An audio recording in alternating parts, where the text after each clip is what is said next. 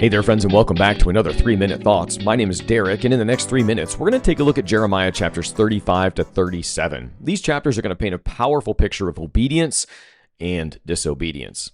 They're going to put them side by side. On one hand, we're going to have the Rechabites, a small group that faithfully honors their ancestors' commands. But on the other hand, we find Judah, who's continuing to ignore God's voice. Even as Babylon tightens its grip, seems kind of odd that they won't give in.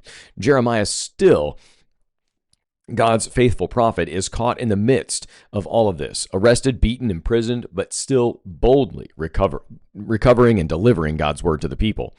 Let's take a look at chapter 35. God tells Jeremiah to invite the Rechabites, a nomadic and countercultural clan, into the temple and offer them wine. When Jeremiah does, they refuse. Why? Because their ancestors, Jonadab, had commanded them not to drink wine. They were not to drink wine, build houses, or settle in cities, as a matter of fact. Even generations later, they are still obedient to this rule. God uses their faithfulness as a rebuke against Judah. They have kept the commands of their forefathers, but this people, Judah, has not obeyed me. In a time of national rebellion, the Rechabites stand out as a faithful remnant. God honors them, to say the very least. Jeremiah chapter 36, the scroll is burned and God's word endures. God tells Jeremiah to write down all his words of judgment and warning from the past 20 years. Jeremiah dictates it to Baruch, the scribe. He reads it aloud in the temple and later to the king's officials. The scroll eventually reaches King Jehoiakim. His response? Verse 23 says, as Jehudi read 3 or 4 columns, the king would cut them off with a knife and throw them into the fire.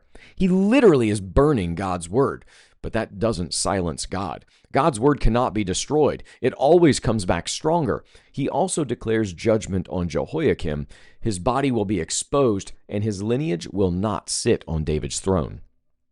Chapter 37, Zedekiah is king, but he's still waffling between obedience and fear, secretly asking Jeremiah for prayer, hoping Egypt will rescue them from Babylon.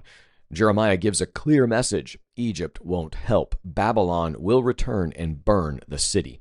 Then, as Jeremiah is leaving Jerusalem, he's falsely accused of deserting to Babylon. He's arrested, beaten, and thrown into a dungeon. He pleads his case with Zedekiah and is transferred to a less deadly prison, but he's still confined. Summary here: when the world rejects truth and silences prophets, God's word still stands, and he honors those who obey even in the face of pressure and pain. That's it for today. Be well, friends.